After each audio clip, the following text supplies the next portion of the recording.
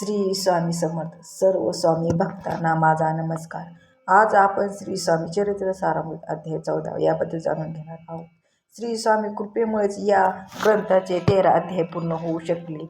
आता त्याच कृपेच्या बळावर हा 14वा अध्याय वधवून घ्यावा अशी विनंती श्री स्वामी चरणी करून ग्रंथकार अध्यायाला प्रारंभ करतात. श्री स्वामीची भक्ती कशी करावी असे अनेक प्रश्न भक्तजन ग्रंथकारांना करत असतात.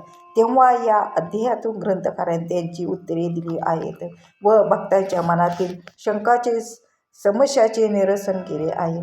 भक्ती साधना व उपासना कशी करावी याबद्दल माहिती दिली आहे. सकाळी उठून आधी श्री स्वामीचे नामस्मरण करावे.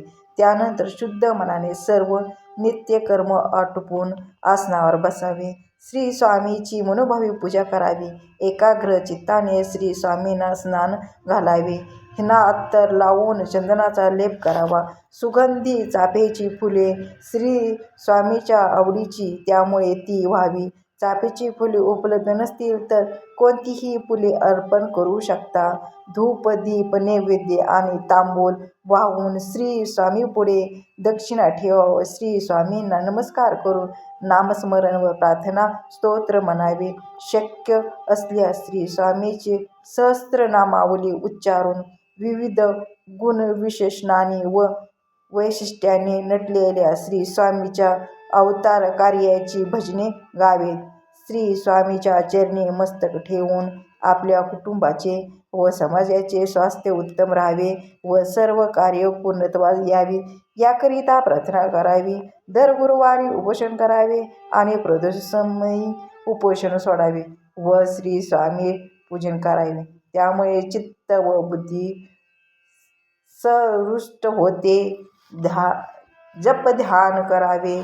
तसेच मानसपूजा ही श्री स्वामींना अतिप्रिय आहे. आपण श्री स्वामी भक्त आहोत याचा कधीही अहंकार बाळगू नये. जे दांभिक भक्ती करतात त्यावर श्री स्वामी समर्थ कसे बरे प्रसन्न होतील.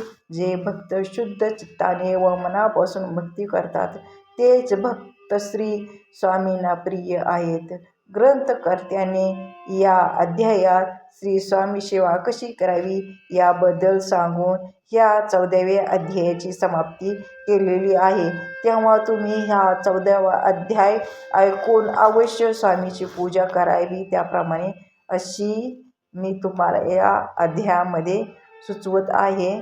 तर हा अध्याय इथेच समाप्त होत आहे. श्री स्वामी समर्थ.